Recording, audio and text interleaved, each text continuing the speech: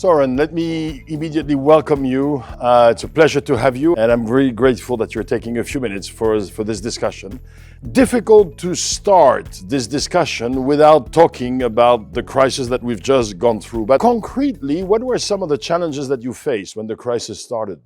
Well, when the crisis started and we went into more or less global lockdown during the month of March, we first had to decide, what was really important in terms of managing the company. We came up very clearly saying, we need to protect our people, we need to serve our customers, and we need to help society fight the virus. And that has been our guiding, if you will, narrative all through this crisis. Today, we are probably more in the offense mode, accelerating out of this crisis, managing the recovery as well as we can.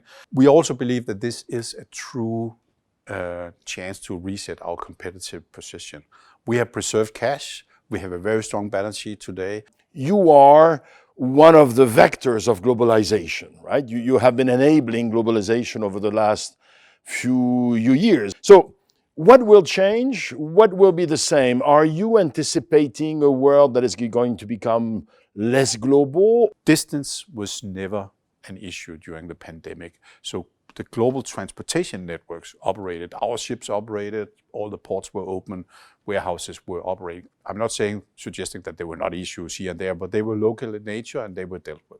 I think the people our customers who had problems with their supply chains, that was actually rooted not in transportation and logistics, but in manufacturing. And in particular, we saw, or many of our customers experienced that they had designed their supply chains too much for efficiency and procured too much for low cost. So a lot of companies found out that they had single source situations of often quite small parts. So my expectations would be actually that the pandemic will lead to more proliferation in the supply chains and more multi-sourcing strategies. There were changes outside of the company. There were also changes within the company, in particular, a number of new hires. You have a new CFO, you have a new CTIO.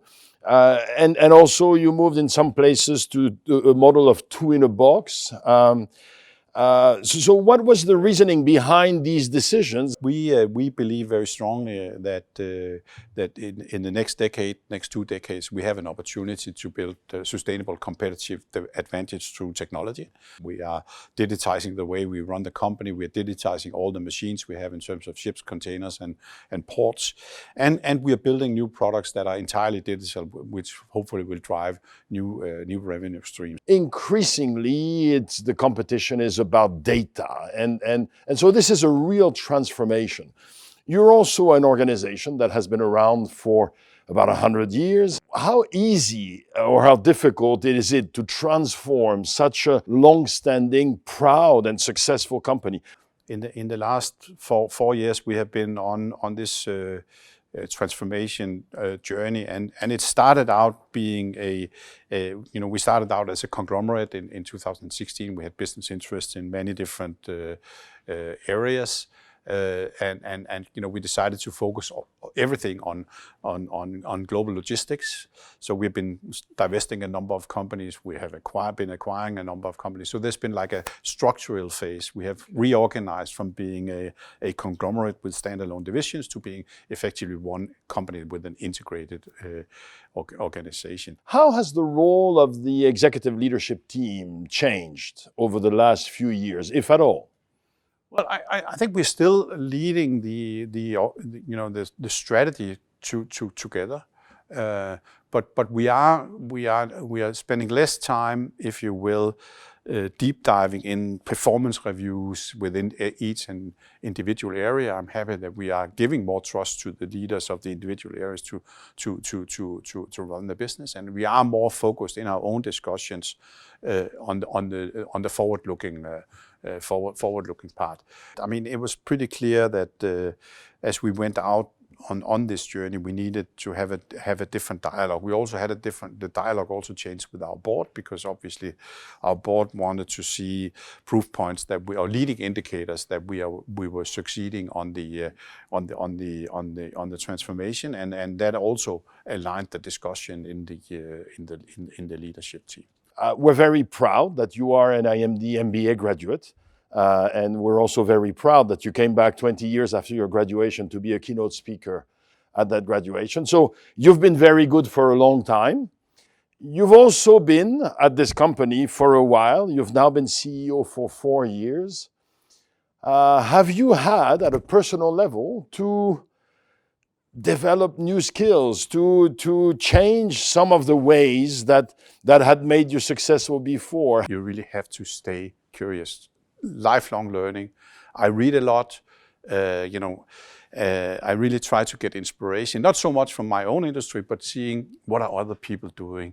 Is there anything that I can see that could be applicable for us? If you stop caring or stop being curious about why people are doing things different than yourself, you might as well stop being a CEO. Another part of being a leader is what I call raise your hand. You need to take responsibility for outcomes. I mean, the good, exciting jobs, including the CEO jobs, that they go to people that take responsibility for outcome, not sit around waiting for people to tell them what to do. I'm really taking a responsibility for an outcome. I mean, we are transforming because we were not in a good place in 2016. And we were not on a profitable growth trajectory. And that's what we want to do. We want to be around for another 100 years. The last part is work hard, because you're not going to make it to the top of any organization unless you're willing to do that. Søren, it was a pleasure. It's an institutional pleasure, but it's also a personal pleasure. And we wish you all the best in the years to come.